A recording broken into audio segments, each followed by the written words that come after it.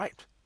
Okay, PTE task information. Let's see about exactly what we have to do as part of describe image today and any other information we want to find in terms of timing. So what is the task? What exactly do you have to do in a very wordy way?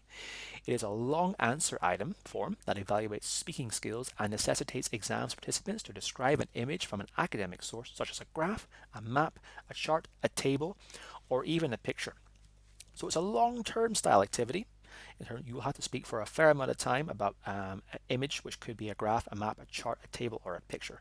And each of these styles of images require a different approach and also utilize different vocabulary. How long do you have to complete this task? You will have 40 seconds per image to complete this task. So while not as long as some speaking activities, 40 seconds is still a fair amount of time to talk about these things. Do you have time to prepare before speaking? Yes, you do. You have 25 seconds to prepare for your long-term speaking sample per image. And how many images do you have to describe? You have to describe between 6 and 7 images. So as you can see at the very, very top of our what is the task section, the content of that, you have 5 different styles of image you have to describe, and you have 6 to 7 that you will have to describe.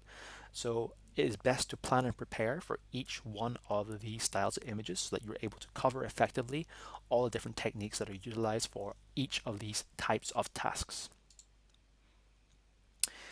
This lesson's main task prompt is as follows. As we can see, this is a graph.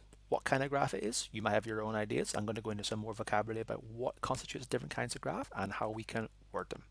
So the first thing we need to look at is our prompt at the very, very top of this graph. Make sure that you read this every time you go in to do each of these styles of activity, because you need to follow exactly what it's asked you to do in order to ensure that you get the highest mark possible. Look at the graph below. In 25 seconds, please speak into the microphone and describe in detail what the graph is showing.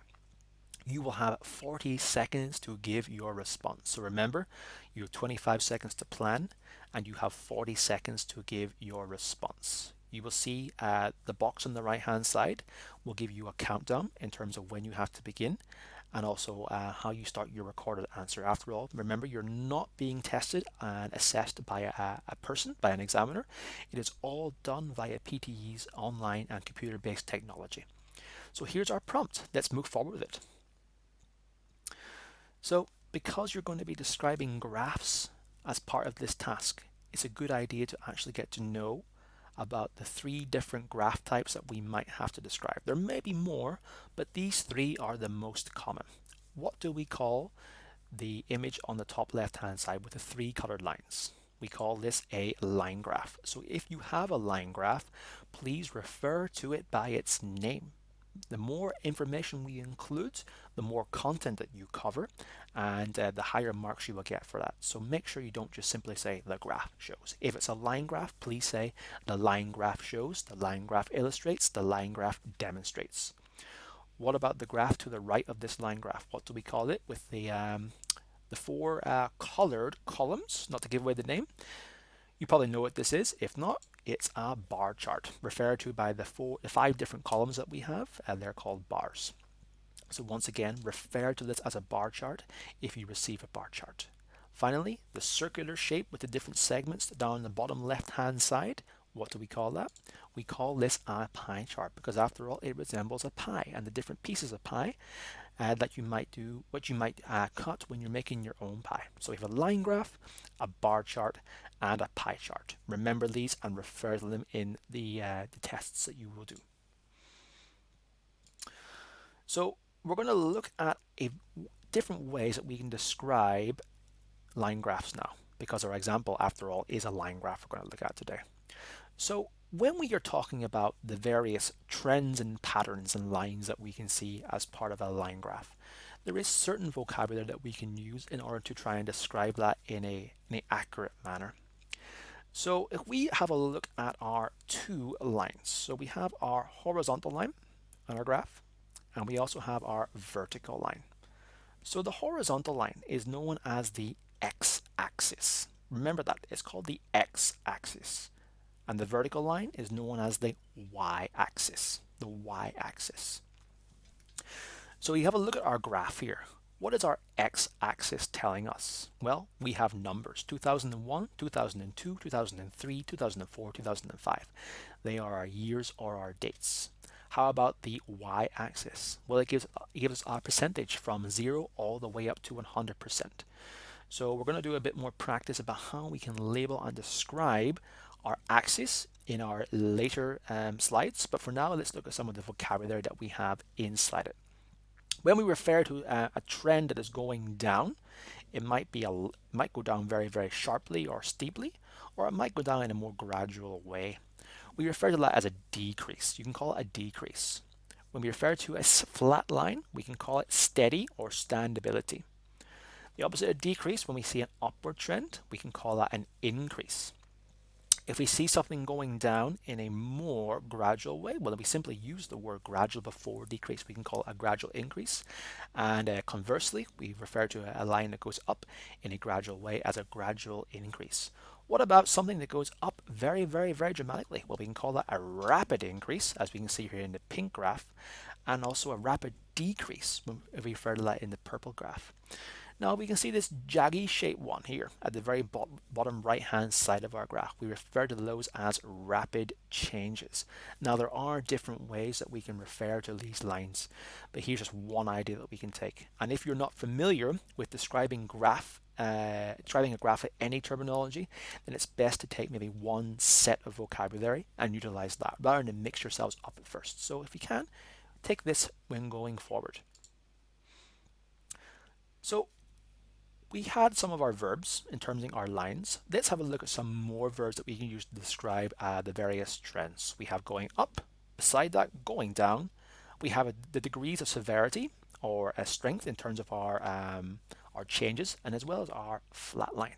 What verbs can we use to describe these? Well, let's first look at the verbs to describe an upward trend. We can use the verbs rise, jump, grow, climb, go up, increase, rocket. I'll refer to these again, and I'm going to go nice and quick, nice and close to the microphone here so you can see them. We have rise, jump, grow, climb, go up, increase, rocket. These verbs used to describe an upward increase. What about verbs used to describe a downward trend in our graph? They are as follows: fall, drop, decline, decrease, go down, plunge, plummet. One more time: fall, drop, decline, decrease, go down, plunge, plummet. How about the adverbs we can use before these verbs in order to describe in more detail the degree of the change in terms of our graph? They are as follows. The phrases in red, which actually describe the largest increase or change, we can use the adverbs sharply, quickly, rapidly, steeply. Sharply, quickly, rapidly, steeply. For example, we can use sharply rise, quickly jump, rapidly drop, steeply plunge. We use the adverb before the verb when describing the various parts of the chart. When we refer to something that might not be as high as an increase or a decrease, we can use these other adverbs which also indicate a large increase as well. Considerably, significantly, substantially. Considerably, significantly, substantially. For example, considerably go down, significantly increase, substantially grow. The adverb once again comes before the verb when describing these trends. So we got quite a strong increase, but it wouldn't be incredibly sharp. It would be slightly flatter. We can use these adverbs: steadily, gradually, moderately. Steadily, gradually, moderately. For example, steadily climb, gradually go down, slowly fall. And finally, when we have a small rise or a small decrease in our chart, we can use these following two adverbs: slightly, slowly. Slightly, slowly. For example, slightly go down, slowly jump. So these adverbs and these verbs refer to a change, either an increase or a decrease in our chart. What about to describe a flat line? How can we describe it in more detail? We can use the following phrases.